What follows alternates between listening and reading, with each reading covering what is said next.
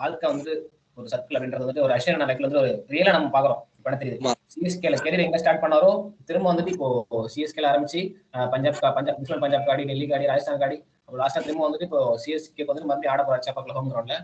So அவருக்கு வந்து ஒரு இதோட ஒரு பெரிய விஷயம் வந்துட்டு ஒரு ஹியூமன் கிடைக்காது அப்படின்ற மாதிரி எனக்கு தோணுது. விராட் கோலி வந்து ஹோம் டாமினன்ஸ்ல காரணம் வந்தாரு ஒன் பார்ட். அவரு okay 537 test wickets, 765 overall international wickets.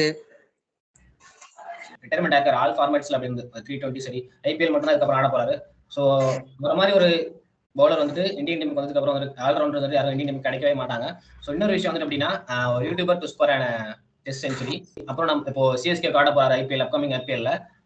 Hopefully few more years CSK கூட அவர் வந்து டிராவல் பண்ணுவாரு அப்படின்னு நான் நினைக்கிறேன். கண்டிப்பா பண்ணுவாரு.